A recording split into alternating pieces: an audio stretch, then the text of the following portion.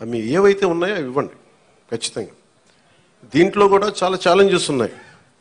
గత ప్రభుత్వం కూడా అర్హత లేని వాళ్ళని పెట్టారని, అర్హత ఉన్న రకరకాల కామెంట్స్ ఉన్నాయి. వీటన్నిటికీ కలెక్టర్ గారు వీళ్ళందరూ సలహాలు ఇచ్చేది ఏంటంటే, కేంద్ర క్యాబినెట్కి చెప్పాలి, మనం రాష్ట్ర క్యాబినెట్కి చెప్పమంటుంది ఏంటంటే, ఒక రీసర్వే కూడా జరిగితే చాలా మంచిది దీని మీద అని. ఖచ్చితంగా కలెక్టర్ షాన్ మోహన్ గారు చెప్పిన ఈ సలహాని రాష్ట్ర క్యాబినెట్ ముందు ఖచ్చితంగా గౌరవ ముఖ్యమంత్రి చంద్రబాబు గారి దగ్గర దృష్టిలో కూడా పెడతాం. అది కేంద్ర క్యాబినెట్లో, రాష్ట్ర క్యాబినెట్లో మేము చర్చిస్తాం.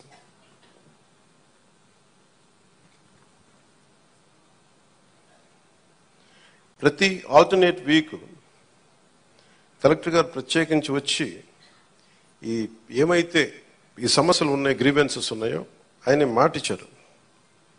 అంటే ఒక యువ కలెక్టర్ అంత ముందుకొచ్చి, నేను ఒక ప్రతి 2వ వారం వచ్చి కూర్చుంటానంత బిజీ షెడ్యూల్ నాకు తెలుసు, ఒక అడ్మినిస్ట్రేషన్ ఎంత కష్టమో నాకు తెలుసు. అలాంటి సమయంలో ఒక ఎవ్రీ ఆల్టర్నేట్ వచ్చి నేను ఇక్కడికి వచ్చి గ్రీవెన్సెస్ నేనే వ్యక్తిగతంగా చూస్తాను అన్నందుకు వారికి ప్రత్యేకంగా మోహన్ గారికి నా ప్రత్యేక కృతజ్ఞత.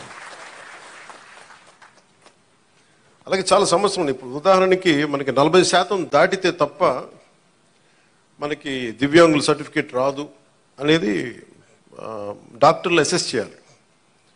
ఒకసారి 90% ఉంటుంది కానీ దాన్ని అసెస్ చేయరు.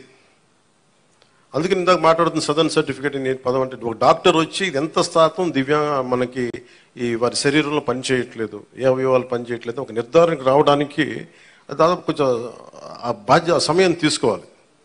దీన్ని నడిపే నాయకత్వం కానీ వ్యవస్థ కానీ అన్నీ ఉన్నాయంటే ఉన్నాయి, కానీ నిర్వీర్యంగా ఉన్నాయి, కొంత జోష్తో పనిచేయట్లేదు. మేమందరం ఎందుకున్నామంటే ఇక్కడ ఈ రోజున కూర్చోబెట్టి ప్రతి గంట ఈ రాష్ట్ర అభివృద్ధి కోసం పనిచేయడానికి, ప్రజా సంక్షేమం పనిచేయడం కోసమే ఉన్నాం. ఎందుకంటే మేము విజయయాత్రలు చేయడానికి నేను లేను ఇక్కడ. ముఖ్యంగా నాకు సంబంధించినంత వరకు నేను పిఠాపురానికి సంబంధించి పిఠాపురం నీటి సమస్య తీర్చాలి, ముందు కనీస రక్షిత మంచినీరు ఇవ్వగలగాలి, అట్లీస్ట్ ఒక ఎమ్మెల్యేగా నా కనీస బాధ్యత. ఉపాధి అవకాశాలు తీసుకురావాలి. అలాగే ఎన్ని పెన్షన్స్ ఉన్నాయో సరైన అర్హులందరూ, మిస్ అయిన అర్హులు ఎవరైతే ఉన్నారో వాళ్ళందరినీ ముందుకు తీసుకొచ్చి గుర్తించి వాళ్ళకి ఇచ్చేలాగా నా మొదటి ప్రయత్నం. అలాగే ఏవైతే మనకి ఈ సమస్యలు అయితే ఉన్నాయో, మనకి వ్యవసాయం సంబంధించి కానీ, కాలువలు పూడికలు కానీ, అలాగే ఇప్పుడు చూస్తున్నారు బయట ఆ డయేరియా మనకి డ్రైవ్ చేస్తున్నాం ఇప్పటి నుంచి ఆగస్టు దాకా. ఎందుకంటే చాలామంది శుభ్రంగా పారిశుద్ధ్యం పరిస్థితులు లేకపోవడం వల్ల,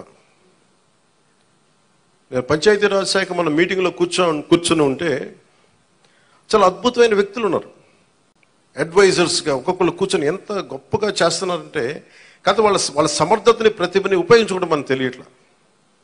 అందుకే నేనేం చెప్పానంటే, ముందు మన పిఠాపురం రాష్ట్రం మొత్తం అమలు చేయడానికంటే ముందే మన మండలాల్లో, మన కొత్తపల్లి ఉప్పాడ మండలం కానీ, మిగతా మనకి గొల్లపల్లి మండలం కానీ, ఇక్కడ మనకున్న మండలాల్లో ఎక్కడో చోట కొన్ని పర్టికులర్ గ్రామాల పంచాయతీలను సెలెక్ట్ చేసి అసలు పారిశుద్ధపు సమస్య తీసేలాగా ఉండాలి. అది ఫస్ట్ నా ప్రయారిటీ. అది కనీసం రక్షిత మంచినీరు, కనీసం పారిశుద్ధ్య శుభ్రత ఉండేలాగా. సో ఆ ప్రయత్నంగా ముందు మేము అడుగులు ఇస్తాం. నేను చెప్పాను, ముందు విజయయాత్ర పెట్టమన్నారు రాగానే. నేను చెప్పాను, నాకు ఒక్క ప్రజల్ని ఇబ్బంది పెట్టే సమస్య కానీ, పని చేయాల్సిన పోలీస్ వ్యవస్థకి అదనంగా మళ్ళీ బందోబస్తు డ్యూటీ చేసి బరువు పెట్టే బాధ్యత కానీ పెట్టకండి. వాళ్ళు పని చేయాలి, వాళ్ళు ప్రజల కోసం పని చేయాలి. ఎంతసేపు కూర్చోబెట్టి మనం గత సంవత్సరాలుగా నలిగిపోయాం. ప్రతిసారి నేను రోడ్డు మీదకి వచ్చినప్పుడు ఎంత నలిగిపోతారో నాకు తెలుసు. అందుకని ఈ విజయయాత్రలు ఇవన్నీ పక్కన పెట్టి మీకు నేను పని చేసి పిఠాపురం నా సోదరులందరికీ, ఆడపడుచులకి, అన్నదమ్ములందరికీ నేను పని చేసి మరి అప్పుడు విజయయాత్ర చేస్తే నాకు ఒక తృప్తి ఉంటుంది. గెలిచినందుకు నాకు ఆనందం లేదు, పని చేసి మీ మన్నన పొందిన తర్వాత నాకు అప్పుడు ఆనందం వస్తుంది. మీ మన్నన పొందే వరకు అప్పుడు నేను ఎమ్మెల్యే అప్పుడు నేను ప్రకటించుకుంటాను. ఇప్పుడు మీరు అంటే నాకు నిజంగా నాకు హై స్టాండర్డ్స్ పెట్టుకుంటాను, నాకు చాలా హై స్టాండర్డ్స్ పెట్టుకుంటాను. నేను పని చేసే వరకు కొన్ని వదలను. ఇంకా నాకు పిఠాపురాన్ని నేను మీకు మాటిస్తున్నాను, భారతదేశంలో అత్యంత మోడల్ నియోజకవర్గంగా చెయ్యాలి అని ఒక ఆకాంక్ష ఉంది. ఎందుకంటే పెద్ద పెద్ద పరిశ్రమలు రావాలి, ఇక్కడ కాలుష్యం లేని పరిశ్రమ ముఖ్యంగా రావాలి, అవన్నీ తీసుకురావాలి. ఇక్కడి నుంచి విదేశాలకు ఎవరికైనా ట్రైనింగ్ వెళ్ళాలంటే విదేశాలకు ఇక్కడ ట్రైనింగ్ ఇప్పించి రకరకాల వృత్తి కోర్సుల ద్వారా కొంతమంది పంపించాలి. ఇక్కడి నుంచి చాలా విభిన్నమైన ఎక్స్పర్ట్స్తో మాట్లాడుతాను. వాళ్ళందరికీ ఇక్కడికి రావాలి, తీసుకొస్తాను. అందుకే నేను ఈ రోజున కూడా చెప్పాను, ప్రజలకు అందుబాటులో ఉండండి. నా ఆఫీస్ కూడా చెప్పాను, ముందు నా సేఫ్టీ కోసం పోలీస్ మన సెక్యూరిటీ నామ్స్ ప్రకారం కంచె అవన్నీ తీసేసి ఉంచనివ్వండి. కానీ బట్ ప్రజల దగ్గరికి వచ్చేటప్పుడు మటుకు జస్ట్ ఎలాంటి అడ్డులు లేకుండా చూడండి.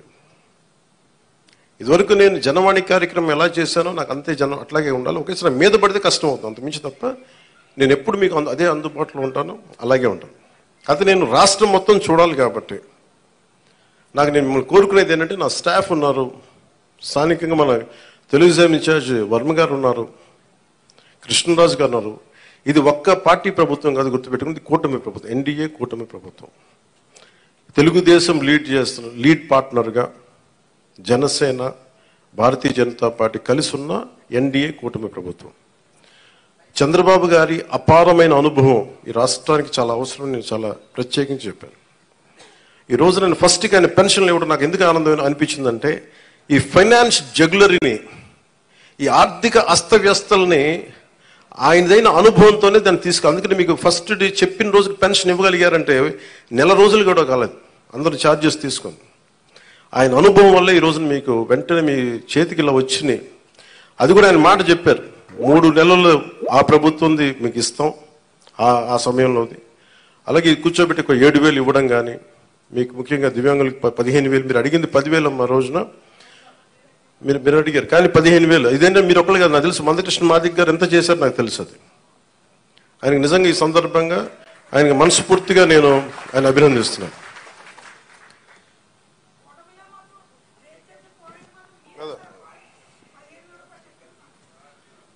అందరం కలిపి చేసేద్దాం.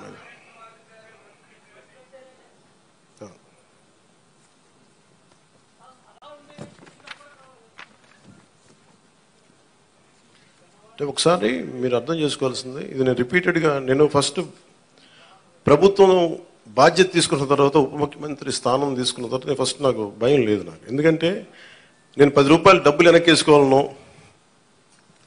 లేదంటే నాకు కొత్త పేరు రావాలనో నాకు నిజంగా లేదు. నాకు ప్రజల్లో చాలా సుస్థిరమైన స్థానం ఇచ్చారు.